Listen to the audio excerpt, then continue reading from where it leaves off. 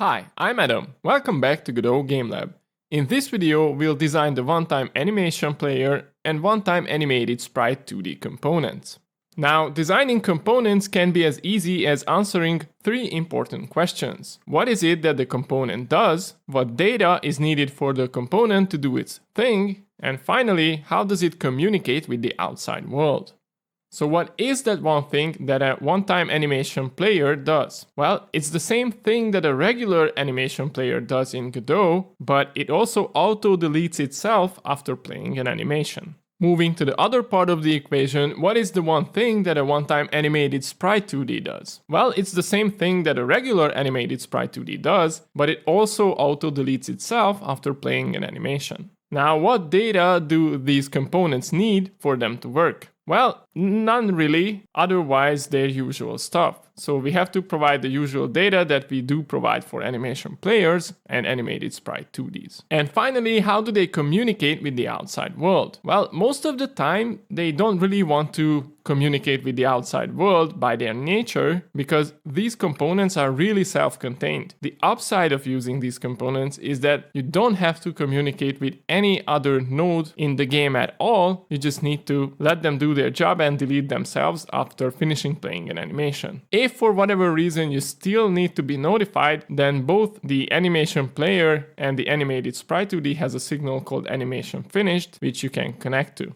Now let's move on to implementation. First, let's take a look at the OneTimeAnimationPlayer. Here, a custom icon is provided which makes the component feel like it's part of the Godot ecosystem when you add it to the scene tree. Then we provide a custom class name and make sure that it extends from the AnimationPlayer class. Then an export variable is defined. This variable stores a reference to the root node we want to delete when the animation has finished playing. By default, it's set to the OneTimeAnimationPlayer itself. Then, inside ready, the stored reference node's queueFree method is connected to the animation player's animation finished signal. Two things to note here. The animation finished signal has a string parameter, which is the name of the animation that has finished playing. Since queueFree is connected to that method and queueFree takes or expects 0 arguments, unbind1 is used here to make sure that the connection ignores that extra animation name. And also for connecting the signal, we use the connect one shot flag, which is used to make sure that queueFree is only called once.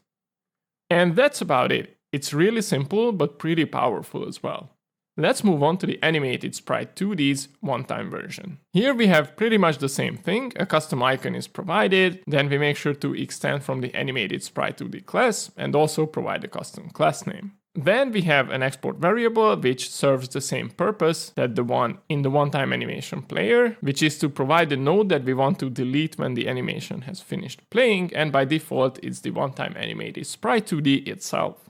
Inside ready, there is a slight difference compared to the animation player based component, and it's because the OneTimeAnimated_Sprite2D's animation finished signal is slightly different to the animation players. Namely, it does not provide any extra arguments with the name of the animation that has finished playing. So notice that we don't need to use unbind here, since both the signal and the queueFree method has or expects 0 parameters and arguments. We can just connect the two. And again, we use the connect one shot flag to make sure that queueFree is only called once. If you like my content, please consider checking out my Ko-fi page where you can donate one time or become a member and get early access to all my content and videos.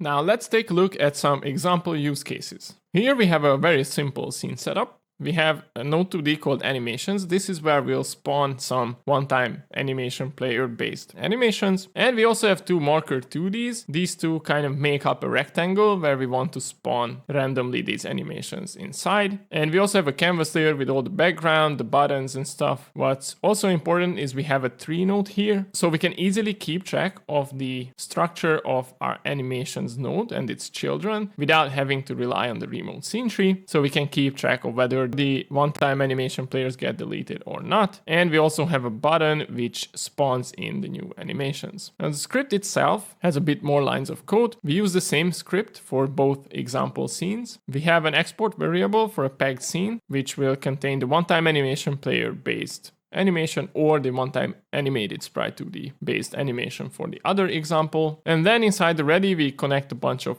things together. First, we create a root item for the tree. Then we connect the button's pressed signal to a callback method, which we are yet to implement. And finally, we have an anonymous function connected to the animations node's child order changed signal. If you haven't used this signal, it's available for all nodes in Godot. It's pretty handy. It's emitted when the list of children is changed for that node. This happens both when new nodes are added, moved, or nodes are removed. So we can use this signal to update the tree. One caveat of using such signals is that it's also emitted when you actually close the game or leave the scene. So we have a safeguard here inside the anonymous function to check whether the current scene still has that node, that $tree node in the scene tree at all, because if that tree is not present anymore, we don't need to execute any of this code because it would lead to errors. Otherwise, if it's still there, we clear the tree and sort of repopulate it. We re-add the root item that we had before, and then we just loop through all the children of the animations node and create a new tree item for each of the children. Pretty straightforward stuff, and we still have to talk about that button press connection, but here we just need to instantiate that animation, that peg scene that's stored in an export variable, add it as a child under the animations node, and set a random spawn point between the spawn start and spawn end nodes, which kind of make up a rectangle together, right? So that's about it, and that's the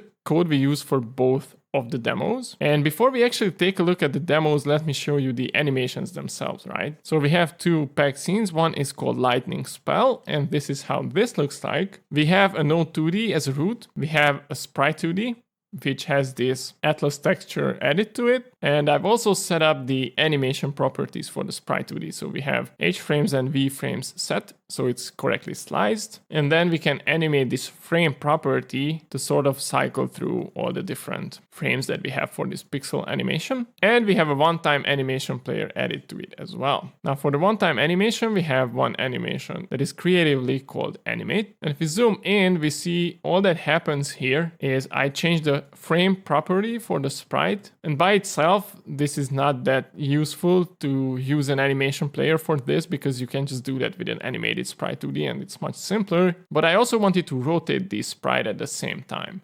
So when the animation plays, you see I don't just change the frames but also rotate the whole thing by 90 degrees. So when we play it, it looks like this. I deliberately left the animation a bit longer than it needs to be, so we can see the animation spawn in and get deleted better with the tree. And you can see that we don't need to do anything to make sure that it gets deleted. The OneTimeAnimationPlayer does this. Here in this example, the only thing that we need to do is to set that export variable, because I don't just want to delete this node right here. I want to delete the lightning spell itself. So I just clicked on this and set it to the lightning spell. One side note here is that you might want to comment something like, okay, but what's the point of this component when you can do this inside the animation player, right? I can do something like move the cursor right here, click on the plus sign, and we have something called the call method track. And if I add this and select the lightning spell, I can right click here and insert a new key, and I can just search for Q3. And I can actually call Q3 from here, which is a really powerful tool for the animation player itself. But as you can see, it's kind of tedious to do this, right? Like I had to add a new track just for this, position the marker or the cursor somewhere, and put in a new key. While it's not the worst, but it's also pretty easy to forget to do this. When you use one-time effects, like for example dust particles for jumping or explosions when a projectile hits something, these are all things that you have to do a lot of times, especially in some games like platformers, for example, and it's pretty easy to forget to do this. And if you forget to do this, then you essentially created a memory leak, because this object would live there forever after finishing its animation for no reason at all, right? And the node is kept inside the scene tree, which has a memory cost as well. Now, it's not the worst thing to do these few clicks, but when you make a full-on game where you work on the game for months or years, these small things add up a lot, I think. And not having to do anything, just animate the whole thing, it's set and forget, right? If I add the OneTimeAnimationPlayer, it has that small red cross indicating that it will be deleted on itself, and I think it's much simpler than always adding this stuff in. That said, there is one thing that you should not forget to do when you use these components, and it's actually toggling this button. which is called autoplay on load. So by default, it's off, and when you click on it, at least in the default theme, it becomes blue, indicating that it's toggled on, and also this autoplay icon will appear next to the name of the animation. Now, if you do this, it's really set and forget, because whenever you spawn in that lightning spell scene, this animation will play, and the OneTimeAnimationPlayer connects to the animation finish signal and just deletes the whole thing.